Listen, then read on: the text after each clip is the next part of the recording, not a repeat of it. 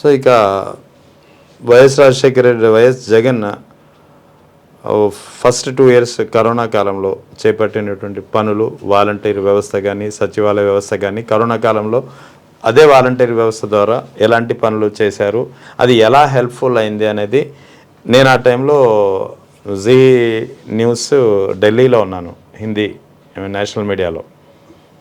అప్పుడు even national మీడియాలో వార్తలు వచ్చేవి కదా సార్, ఈ న్యూస్ వచ్చేది, how Jagan is able to control very perfectly అని, కరోనా స్ప్రెడ్ని ఎంత ఎలా పర్ఫెక్ట్గా అలా కంట్రోల్ చేయగలుగుతున్నారని చాలా ఆశ్చర్యం వ్యక్తం చేసేవారు.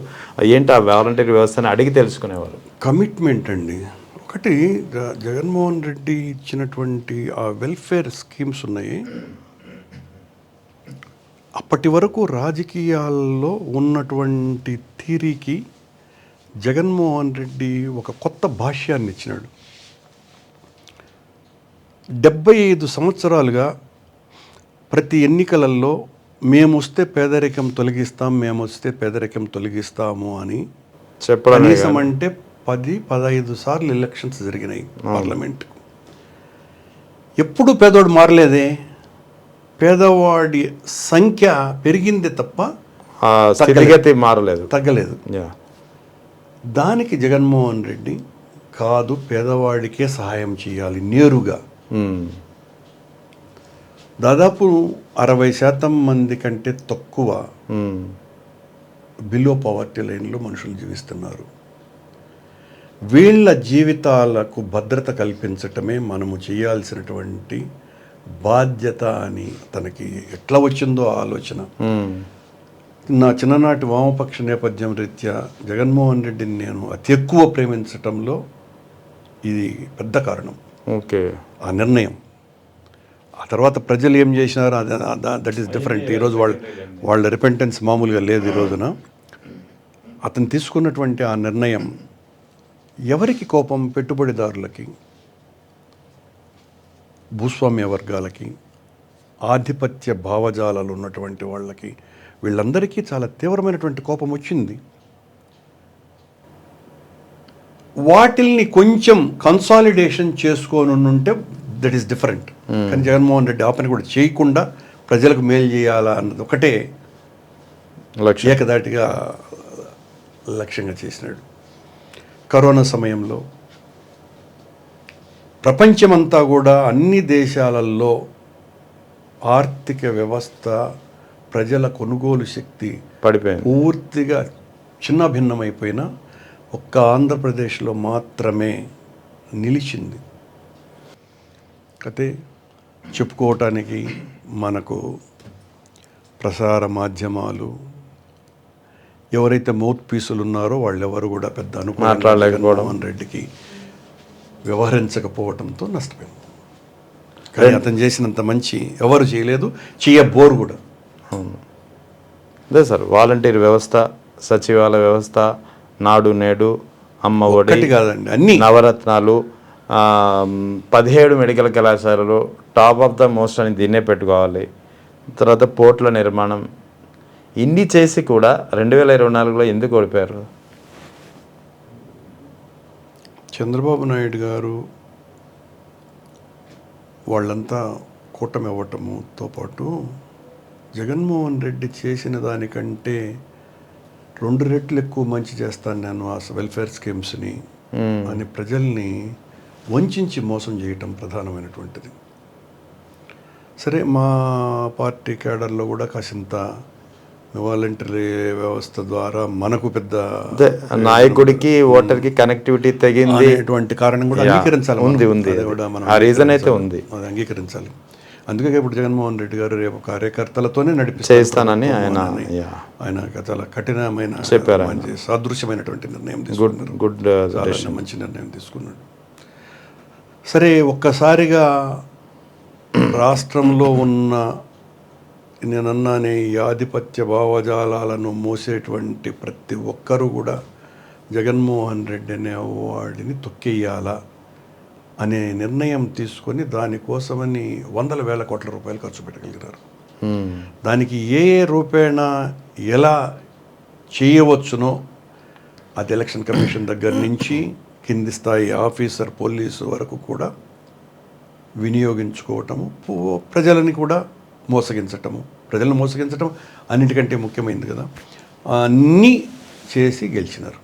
యాక్చువల్లీ 2024 ఎన్నికల ఫలితాలు వచ్చిన తర్వాత వైఎస్ జగన్ మాట్లాడినటువంటి మాటలు ఇప్పటికీ గుర్తున్నాయి. ఇంతమందికి ఎన్ని చేసాం, నా చెక్కలు అక్క చెల్లెం వల్ల ఓట్లు ఏమైపోయాయో అర్థం కావట్లేదు, ఆధారాలు లేవు కాబట్టి నేను మాట్లాడలేకపోతున్నాను అని చెప్పి ఆ రోజు అన్నారు. ఆ తర్వాత దాని మీద అనేక అనుమానాలు, అనేక ప్రశ్నలు, అనేక సందేహాలు ఇప్పటికీ వినిపిస్తూ వస్తున్నాయి, ముఖ్యంగా ఈవీఎంల పాత్రపై. తాజాగా పరకాల ప్రభాకర్ గారు రాసినటువంటి కథనం, తర్వాత మా ఛానల్కి ఆయన ఇచ్చినటువంటి ఇంటర్వ్యూ చూశాను. ఇవన్నిట్లో ఆయన చాలా లెక్కల గణాంకాలు విప్పారు. అవన్నీ నిజంగానే వైఎస్ఆర్ కాంగ్రెస్ పార్టీ ఇచ్చిన గణాంకాలు కావు, జర్నలిస్టులు ఇచ్చిన గణాంకాలు కావు, నేరుగా ఎలక్షన్ కమిషన్ ఇచ్చిన గణాంకాలతోటే ఒక అనలిటిక్స్ చేసి దాన్ని బయటికి తీసిన పరిస్థితి.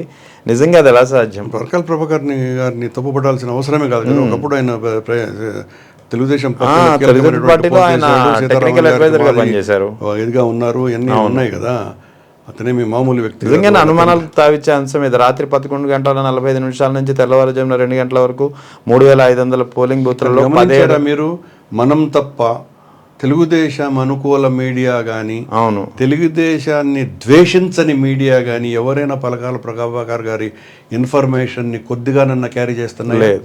అదే దేవుడి దేవాలను కొద్దిగా మీలాంటి మీడియా, సోషల్ మీడియా ఉంది కాబట్టి నడిచింది, కానీ లేకపోతే దానికి విలువ లేకుండా పోయేది ఖచ్చితంగా. ఈవెన్ స్టార్టింగ్ లో నేషనల్ మీడియా కూడా పట్టించుకోలేదు. ఇప్పుడు నేషనల్ మీడియాలో ఒక్కొక్కటి ఆ క్యారీ. నేషనల్ మీడియా అయినా కూడా వాళ్ళేమి భిన్నం కాదు కదా, అక్కడి నుంచే వచ్చింది కదా, ఇదంతా భిన్నం కాదు కదా. కానీ సరే, అది ఒక ఆస్పెక్ట్.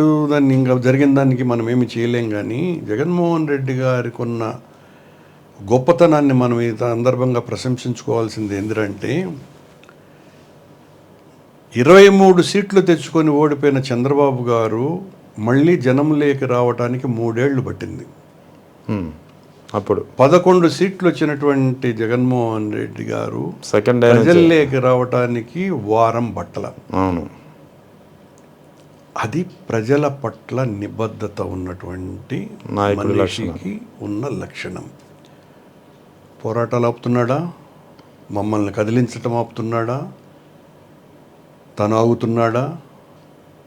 ఎక్కడా కూడా ఇంత బీభత్సకరమైన అరాచకాలు కూటమి ప్రభుత్వం చేస్తున్నప్పటికీ, పదుల సంఖ్యలో మా కార్యకర్తల్ని జైళ్ళల్లో పెట్టిన, చంపేసిన, 100 మందిని అరెస్టులు చేసిన, 1000 మంది మీద కేసులు పెట్టిస్తున్న వైఎస్ఆర్ కాంగ్రెస్ పార్టీ ఈరోజు నిజంగా ఒక ఉద్యమ పార్టీగా, పోరాటాల పార్టీగా రూపుదిద్దుకోవటంలో జగన్మోహన్ రెడ్డి చేసినటువంటి పాత్ర అంతా ఇంత కాదు. నేను చాలా ప్రౌడ్గా ఫీల్ అయ్యేది అదే. బానిసల్లాగా బ్రతకటం కాదు మనం చేయాల్సింది, వీరుడిలాగా పోరాడాల. అది జగన్మోహన్ రెడ్డి నేర్పిస్తున్నాడు, మొత్తం సమాజానికి, దేశానికే నేర్పిస్తున్నాడు. ఇది దేశంలో ఏ రాజకీయ పార్టీ నాయకుడు ఓడిపోయినా వాళ్ళు తెలుసుకోవాల్సినటువంటి విషయం. నీవు ఓడిపోతే భయపడకు, నువ్వు ఓడిపోతే కుంగిపోకు అన్నటువంటి సందేశాన్ని జగన్మోహన్ రెడ్డి ఇచ్చినాడు. అది మనం స్ఫూర్తిగా తీసుకోవాలండి. సో తర్వాత రీసెంట్గా రాష్ట్రాన్ని హల్చల్ చేసింది, సంచలనం రేపింది తిరుమల లడ్డు విషయం. వాస్తవానికి తిరుమల లడ్డు విషయంలో ఆ నెయ్యి ఏదైతే ట్యాంకర్ పట్టుబడిందో ఇది పట్టుబడింది కూటమి ప్రభుత్వం అధికారంలోకి వచ్చిన 3 నెలల తర్వాత. అవును, కానీ నెపం వేసింది మీ హయాంలో మీ మీద. అంటే ఎందుకు అప్పుడు స్టార్టింగ్లోనే దీన్ని, ఈ విషయాన్ని ఎందుకు పార్టీ నాయకత్వం కానీ పార్టీ వాళ్ళు కానీ, జరిగింది ఎప్పుడు, నెపం వేసింది ఎవరిపై, అప్పుడే ఎందుకు ఖండించలేకపోయారు? అంత దూరం వెళ్ళింది ఇది ఎందుకు ఖండించలేదు? ఖండించినాం కదా మనము. అంత స్ట్రాంగ్గా కండెమ్ చేయలేకపోయారు అనేది మా లాంటి వాళ్ళు. స్ట్రాంగ్గా కండెమ్ చేసిందే నేను కదండి. మీరు కండెమ్ చేశారు, ఇంకా పార్టీ మీరు ఎలా ఖండిస్తారు? ఎందుకంటే టీటీడీ చైర్మన్ ఆ రోజు ఆ టైంలో మీరే కాబట్టి. నేను కాదు, సుబ్బారెడ్డి గారి టైంలో తర్వాత మీరు. చంద్రబాబు ప్రతిరోజు మేము అధికారంలో ఉన్నప్పుడంతా టీటీడీని లక్ష్యంగా చేసుకొని హిందూ ఓట్లను కొల్లగొట్టడానికి ఆయన ప్రయత్నం చేసినాడు. అవును, మీరు ఇప్పుడు చెప్పారే జగన్మోహన్ రెడ్డి గారు చేసిన అనేక సామాజిక హిత కార్యక్రమాలు ఏవి కూడా నిజానికి మా పార్టీ కానీ లేకపోతే మా మీడియా కానీ పెద్దగా ప్రచారం చేసుకోలేకపోయినాము కాబట్టే ఓడిపోయినాం. యా, అందులో భాగమే తిరుపతి విషయం కూడా. తిరుపతి విషయంలో జగన్మోహన్ రెడ్డి గారు ఇచ్చినటువంటి డైరెక్షన్స్ ఏదైతే ఉన్నాయో, అద్భుతమైనటువంటి డైరెక్షన్స్ వలన అనేక మంచి కార్యక్రమాలు జరిగింది అక్కడ. అవన్నీ చెప్పుకోలేకపోయినాం. యా, దాన్ని చెప్పుకోలేకపోవటం మూలంగానే ఒక ప్రశ్న వచ్చింది. అవును, నిజంగా ఈ అనుమానాలకి నిజమేమో అనే ఒక బీజాలు పడ్డాయి వచ్చింది. కానీ దాన్ని తీవ్రంగా ఖండించి చెరిపేసుకున్నాగా ఈ రోజున ఇందాపూర్ అనేటువంటి ఇప్పుడు పూర్తిగా డిఫెన్స్ లో పడింది కూటమి అయితే. ఇప్పుడు పూర్తిగా డిఫెన్స్ లో పడింది. ఆ తర్వాత పరిణామాలు ముఖ్యంగా హయాములో ఏ చిన్న తప్పు జరగలేదు. తప్పంతా చంద్రబాబు గారిదే. ఆ సిబిఐ లెడ్ సిట్ ఇచ్చిన నివేదిక వల్ల చాలా వరకు డిఫెన్స్ లో వ్యవస్థీకృత లోపాలని అవును రాజకీయ నాయకులకు చుట్టడం అన్నది చంద్రబాబుకు ఉన్నటువంటి లక్షణం. ఆ వ్యవస్థీకృత లోపాలన్నీ కూడా జగన్మోహన్ రెడ్డి గారే చేసినారు అని ఆరోపణ చేసి పబ్బం గడుపుకోవాలని అనుకొని ఆయన్ను ఒక హిందూ ద్వేషిగానే చిత్రీకరించాలనేటువంటి ప్రయత్నం చేసినారు. చేసి ఏమైంది? తనే గుంతలో పడ్డారు.